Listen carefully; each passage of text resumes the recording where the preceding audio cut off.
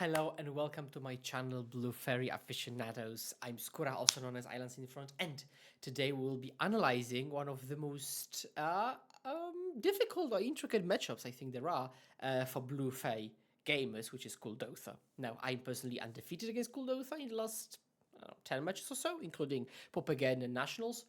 While in the Modo Challenges, Blue Fae seems to have a losing record, sometimes whoppingly losing record. So they want to unpack the way I approach this matchup because I think a lot of people misunderstand it, and or rather play it differently than I do. And I want to show you my personal approach. Now, I highly encourage you to join my Patreon with advanced content about the deck, but also free Discord, and also I'll be giving away a month free of my Patreon. Just go to the comments below and tell me what are your fairy goals to achieve. MTG or leaderboard, a local league winning, Again. Just talk to me about this, and then I will still randomly choose one person to get that free Patreon month to hopefully, get to another level. There will be more giveaways, so please stay tuned. There is more content like this on my Patreon, including me analyzing Patreon games and their replays. So I highly suggest joining that community so I can look at your game specifically and give you basically coaching classes within your Patreon community fee. Now, I'm playing as an unknown now on TGO. This hand is not really playable. Off-War Mines cannot be converted to anything. Ninja doesn't have a creature to be played off of. Does a snap Mulligan on the draw in the blind.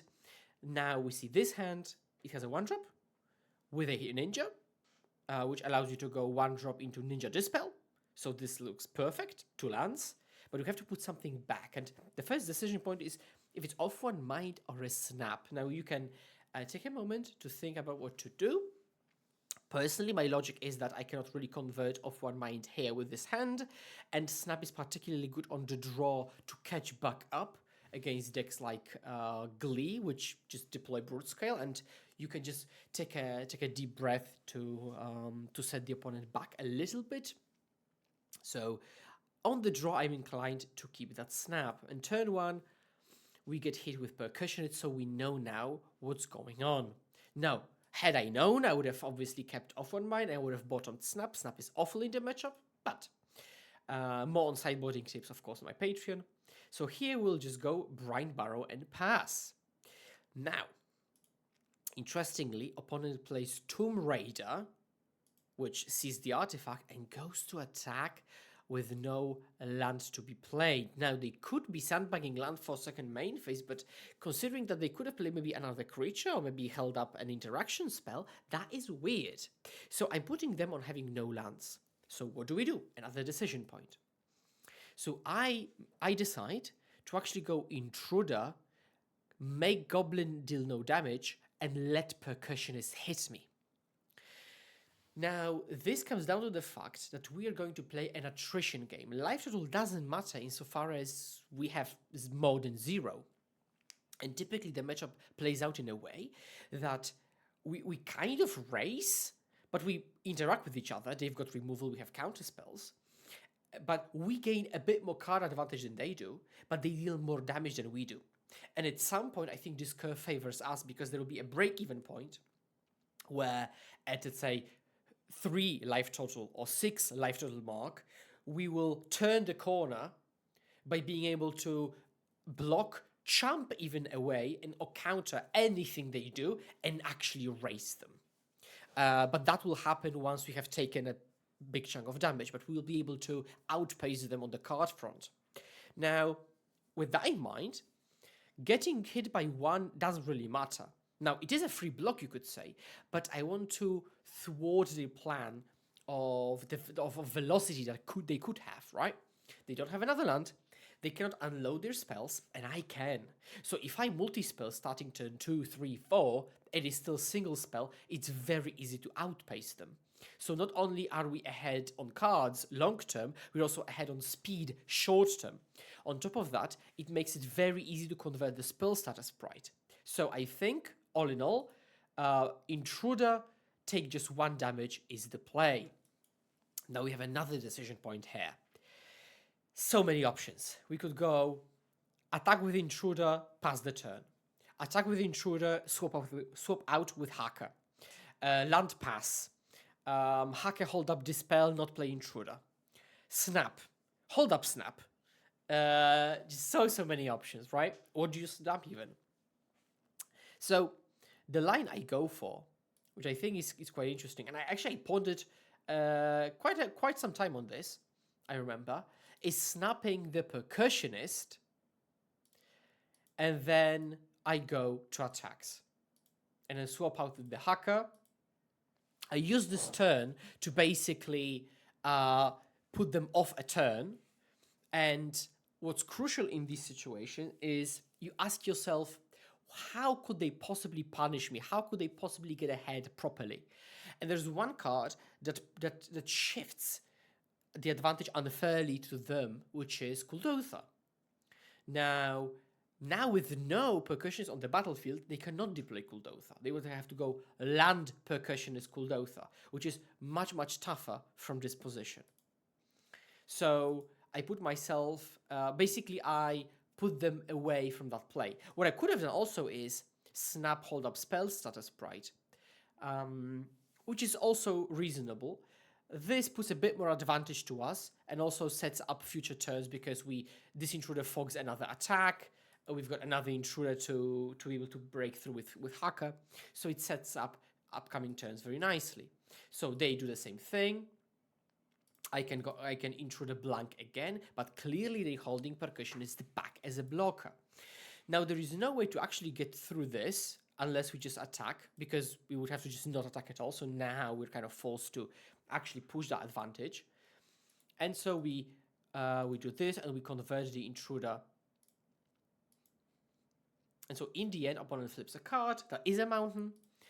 And so as you can see, life totals aren't really changed, but we drew an extra card.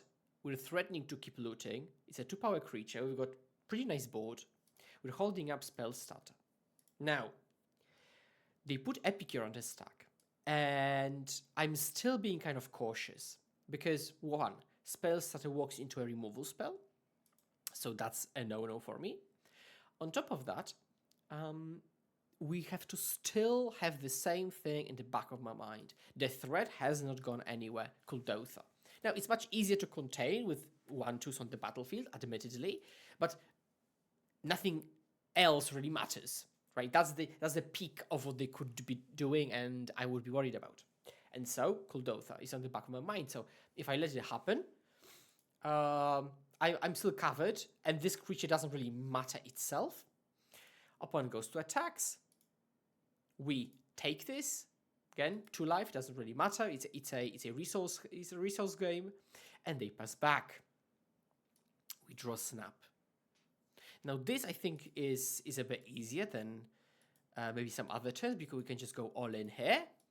They will predictably try to trade with hacker, and there are a couple of options, because we could, for example, snap intruder and make Epicure smaller, but there's a much cleaner way, which is snap the hacker and then switch out. Now, what I did not do is play land pre-combat, which I should have done. But thankfully, this doesn't change much, because I can still switch out, play land after, and then hold up spell starter. So this works out perfectly fine for me. Now I'm in a great position. Opponent goes to attack yet again, and yet again, we don't care. We could flash in Brian Barrow, but again, it's not a life total game. It's a resource game. It's a game of which spells matter. And again, still the only spell that really matters for me is Kuldotha. Opponent plays Chain Lightning on Ninja, which I could sprite, but again, we should not lose track of the information and the approach. We still have the same fear of Kuldotha, and we still don't want to play a spell setter that just clearly dies to a single removal spell and fizzles the counter. So that's 2 things. On top of that, it's a resource game. It's fine if they trade a card for our card. That's perfectly okay, especially if that ninja has drawn us, 1 or 2 cards. So I'm perfectly happy with that exchange. An opponent passes back. I don't flush this in because I can convert it later. So now it's another interesting / awkward position because we have 4 mana. We can do a lot, but we can't do all. We have to decide. It's either attack ninja, hold up counter, or pass, hold up double counter maybe. The issue with ninjaing here is that if the opponent goes for a removal spell, I either defend and leave myself unprotected, or just let it happen, at which point I think I've wasted my ninja because it's a resource game. If I can convert a ninja into a single connection and get a card out of it, that's great for me. And so with all that said, and still being afraid of Kuldotha and stuff, I'll pass back. If they, for instance, were tapped out, that would change the situation because I could just attack, get 1 hit in, and still hold up a single counter spell, but that is not the case. Opponent keeps the blood around and plays a 3rd land, so we'll see what happens. They put Kessig Flame Breather on the stack, which immediately is my counter spell. It really thwarts your plan, blocks every ninja, kind of implicitly making your card advantage plan impossible. Opponent goes to attack yet again. And what do? No, we don't. We don't flash an intruder. Yes, I know this is like the 3rd time we're getting hit by this Tomb Raider, but that's okay. We will get hit, and that's okay. Because otherwise, we'd get, again, that's the same thing. We're opening ourselves up to play patterns that we do not want to see. We just take the 2, even though it's the 2nd or 3rd attack, that's okay. But second main phase, opponent goes for Kuldotha Rebirth, and that's exactly what I wanted to see. That's exactly what I've been waiting for. And I've been rewarded for the play patterns I've been doing. Had I intruded, this would have resolved. It doesn't mean the game would be over, but it would have been much more difficult. Now, we are in this position where I now just go to attacks with the flying creature, swap it out, I presume, get a hit in, hold up a counter still, and opponent's at 2 cards, right? So I'm also drawing a land, so now I'm in a position that I could not possibly lose, I think. Now they go to attacks. No, they don't. They know we have Brian Barrow in hand. And now we draw a card. We can very safely still keep attacking now because we can save the ninja from any blocks with Intruder. Now, if they just go removal, I've got Spell Setter and Spell Pierce. So, blocks. Okay, now that's just desperation. They knew I had Brian Barrow and immediately conceded. So, I think this very nicely showcases, in a relatively nutshell type of form, how I approach this matchup. I got hit numerous times more than some people would. I resolved spells that maybe some people wouldn't. I let some, removal spells kill my creatures where some other people's wouldn't. But this is how I play. This is perfectly shows that. There will be more content specifically on this matchup because I think it is problematic for a lot of players, but I'm really happy that you joined me today. Please remember to leave a subscription down below so you're up to date with my Popper content. And again, I encourage you to join my socials, Twitter, Patreon, and Discord. Everything is down below. And as always, please remember to hold my hand and let's pass the turn together. And I will see you next time. Cheers. Pew!